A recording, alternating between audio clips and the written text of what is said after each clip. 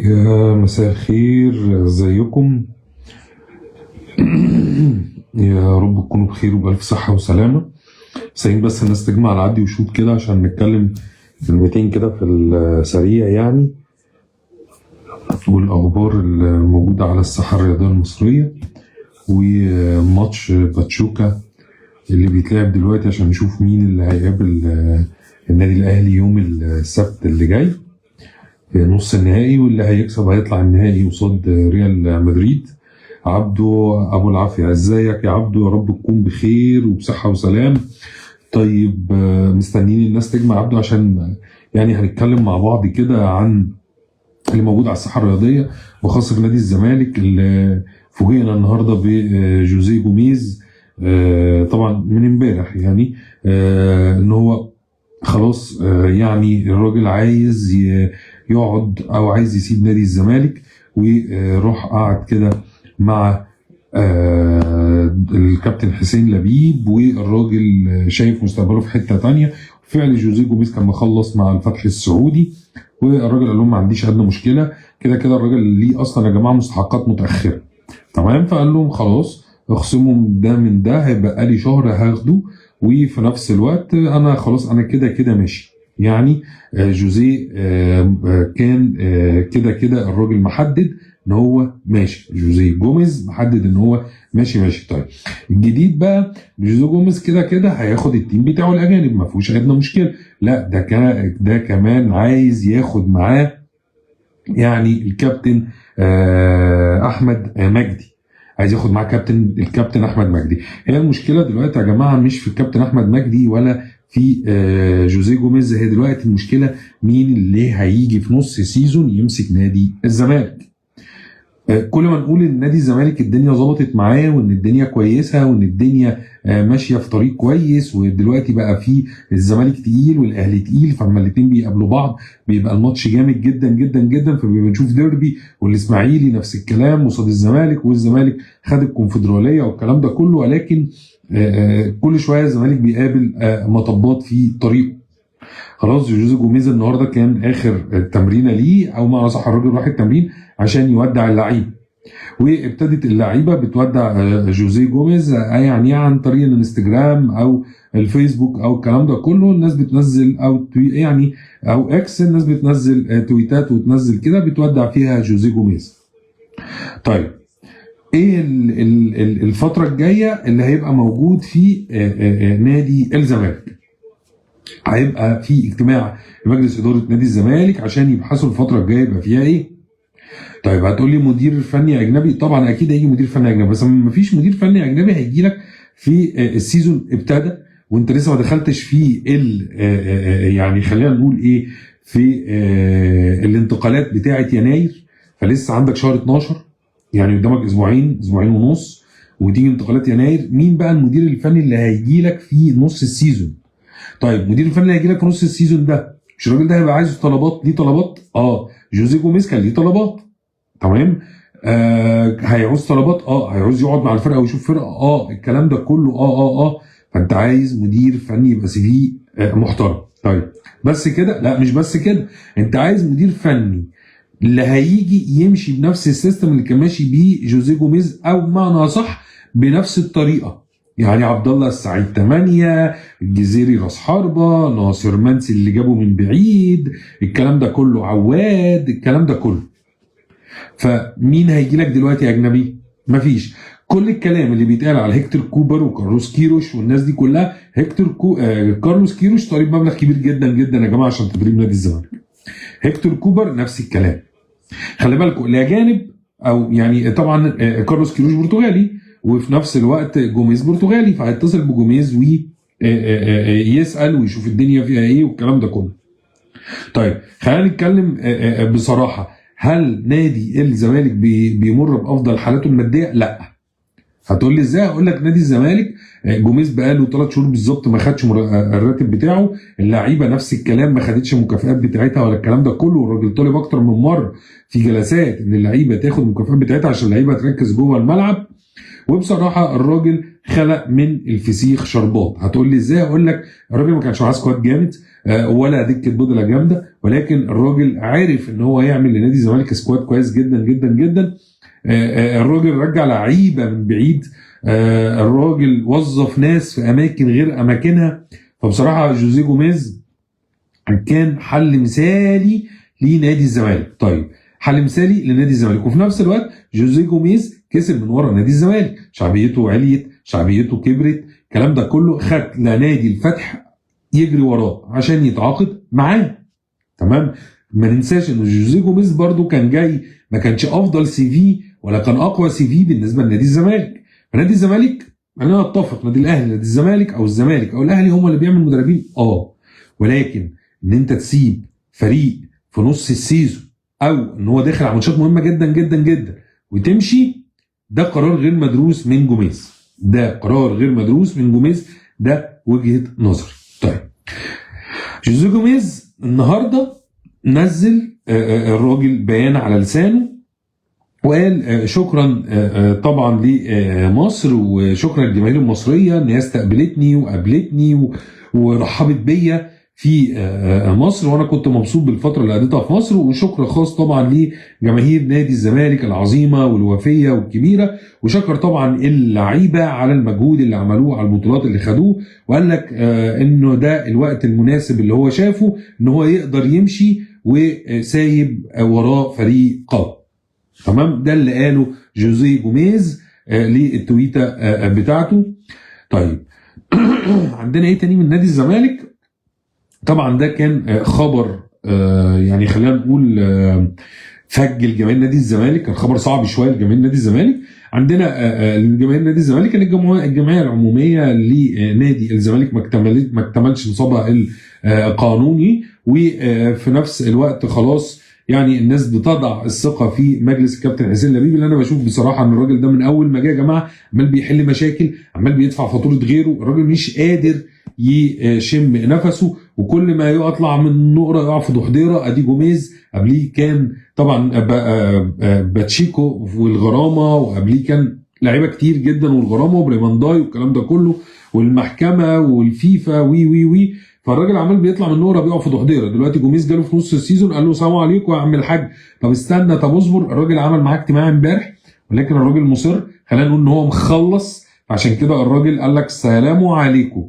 فسلام عليكم، الراجل مشي. طيب مين اللي هيجي؟ من الواضح كده ومن قرايتنا للمشهد اللي هيجي هيبقى مصري، هيكمل وهيمشي، لان نادي الزمالك داخل على مباراه يوم الاحد صعبه جدا. نادي المصري مستقر فني، مستقر اداري، مستقر كل حاجه، ومستقر لاعبين، ومستقر كل حاجه. ونادي الزمالك دلوقتي انت جاي، يعني الراجل النهارده المفروض تمرين مش عارف ايه، قلت له لا انا ماشي سلام عليكم، قال لك عليكم السلام. وده هيأثر في اللعيبه اكيد، وكل مدير فني بيبقى ليه قناعات بلعيبه معينه، فالتاثير هيبقى كبير جدا جدا جدا. طيب انت يا عم عمال تقول لنا اخبار نادي الزمالك، طب اخبار نادي الاهلي؟ لا ده احنا جايين بقى، جايين للنادي الاهلي. عندنا كذا خبر من داخل القلعه الحمراء. يعني عندنا ان افتتح فريق الفولي بول امبارح او اول امبارح كان بيلاعب فريق برازيلي وكسبوا في مفاجاه كبيره جدا جدا، ولكن النهارده بيخسر برضو النادي الاهلي 3-1 وعنده مباراه تانية يوم السبت. فالنادي الاهلي بيلعب في بطوله العالم للانديه، فيعني ماتش وماتش، فهو مشرف كره الطايره المصريه، وفي نفس الوقت عامل ماتشات كويسه وماتشات رائعه. يعني ماتش النهارده مش خارج الوفاق، لا 3-1 يعني كسبان ماتش. طبعا انت بتلعب مع كاتيجوري تاني خالص غير الكاتيجوري بتاع افريقيا والدوري المصري. ده بالنسبه للفولي بول. تعالى نروح لكره القدم. كرة القدم انا اتفرجت امبارح على الاستقبال بتاع النادي الاهلي، استقبال كان جميل جدا جدا في الدوح، واستقبال جديد. انا شفت حتى استقبال بالموتوسيكلات واعلام النادي الاهلي، وكانت يعني لفتة حلوة جدا جدا جدا، وكان حاجة رائعة جدا جدا جدا بصراحة، اول مرة اشوفها. وفي نفس الوقت برضو طبعا الناس والجماهير كانت موجوده في المطارات بتهتف في المطار، بتهتف باسامي اللعيبه وبتطالب اللعيبه ان طبعا يكسبوا ويوصلوا للنهائي او كمان ياخدوا البطوله من ريال مدريد. خلينا نقول لكم برضو حاجه تانية من تدريب النهارده. اللعيبه كلها نازله مركزه، حتى مستر مارسيل كولر خد كل القايمه معاه. يوسف ايمن، وقلنا لحضراتكم قبل كده ان يوسف ايمن طالب ان هو يمشي، ومارسيل كولر موافق ان هو يمشي عشان هو مش على قناعه بيه. راندي هاي سلام. ديري انداس ماشي. طب احنا ممكن يعني ممكن نبعت لو حد عايز يخش معانا.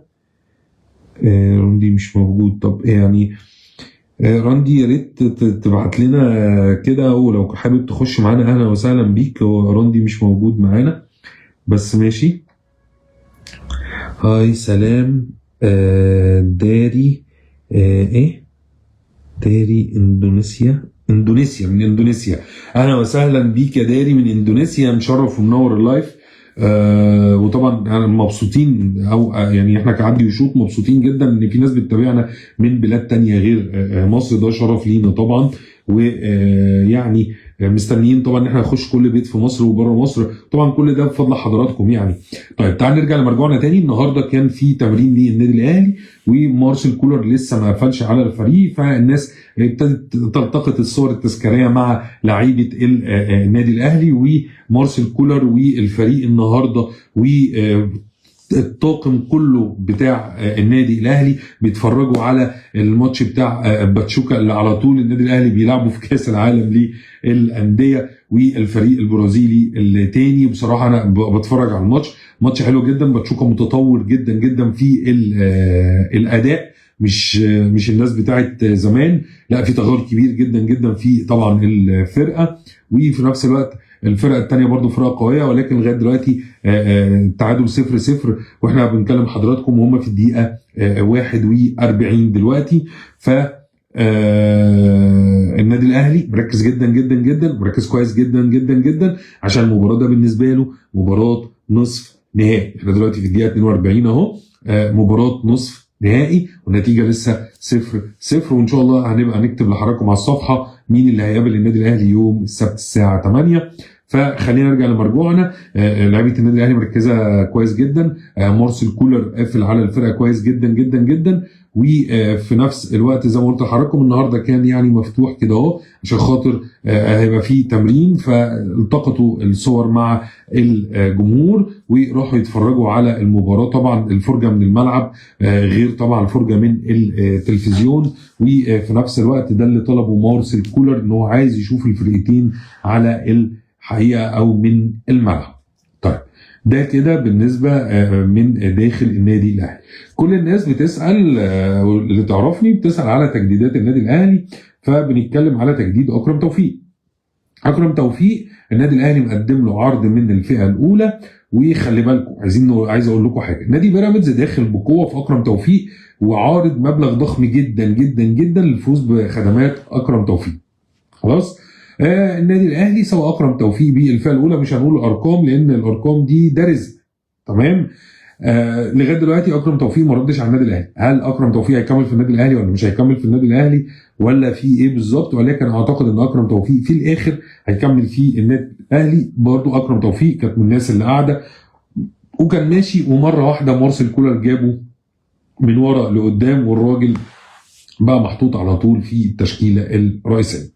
قلنا لحضراتكم ان مارسيل كولر سافر بالقائمه كلها، ولكن مارسيل كولر عنده تحفظ على يوسف ايمن، ويوسف ايمن عبارات هو كمان عنده تحفظ، الراجل عايز يلعب. ومارسيل كولر يعني الراجل مش مقتنع بقدراته، ولكن خده قال لك اذ ربما تحصل في امور عندي رامي ربيعه، عندي ياسر ابراهيم، عندي اشرف داري، ولازم يبقى في واحد ثالث. وما ننساش ان قبل كده النادي الاهلي كان جاله فره في السردباكات بتاعته، لدرجه ان محمد هاني كان بيلعب مدافع، والنادي الاهلي وصل في مره ان عمر كمال لو تفتكروا حضراتكم برضو لعب مدافع. طيب في ايه تاني من داخل النادي الاهلي؟ من داخل النادي الاهلي مفيش حاجه تاني. ده كده من داخل نادي الزمالك ومن داخل جدران النادي الاهلي. تعالوا نبارك بقى للباشمهندس هاني ابو ريده اللي خلاص الراجل استلم رسميا خلينا نقول مقاليد اتحاد الكره المصري. والنهارده كان في اجتماع كده، خلينا نقول اجتماع افتتاحي بالناس يعني او بقائمه الاستاذ او الباشمهندس هاني ابو ريده، ونتمنى ان احنا نبقى نمشي على التراك الصحيح. طيب، في نقطة عايز اتكلم فيها هي خارج النادي الاهلي والزمالك والكلام ده كله، خارج المنتخب والكلام ده كله، بس قبل ما نتكلم فيها هنروح للمحترفين. محمد صلاح كالعادة متألق ومتعمق. محمد صلاح اللي احنا بنقراه من لوكيب، بنقراه من سكاي، بنقراه ان خلاص ليفربول اتواصل مع محمد صلاح على اتفاق. صلاح كان عايز 3 سنين وليفربول كان عايز سنة، هو اسطنوا الدنيا كده وقال لك لا 2 وهياخد نفس المرتب اللي هو بياخده، من غير ما نقول برضه ابو صلاح هياخد كام، لكن ابو صلاح يستحق كنوز الدنيا كلها بصراحه. الراجل يعني عامل كل حاجه في الكوره مع ليفربول، بقى معشوق ليفربول الاول. الراجل مشارك في 22 مباراه، الراجل مساهم في 28 مباراه. الارقام تتحدث عن محمد صلاح وليس محمد صلاح يتحدث عن الارقام. الارقام تكتب لمحمد صلاح. محمد صلاح الملهم في ليفربول، محمد صلاح يعني بيحفر اسمه من حروف من نور في تاريخ ليفربول الانجليزي، في تاريخ ليفربول الانجليزي. محمد صلاح ابن نجريج المصري، محمد صلاح العالمي. محمد صلاح لو في عدل موجود يعني محمد صلاح يعني اقول ايه، احسن لاعب في العالم، ياخد البالون دور، يعني راجل احسن لاعب في العالم، مش محتاجه كلام، يعني موجود على الساحه دلوقتي، مساهمه واهداف مؤثره، الكلام ده كله هو محمد صلاح. طيب، عمر مرموش ماشي بخطى ثابته.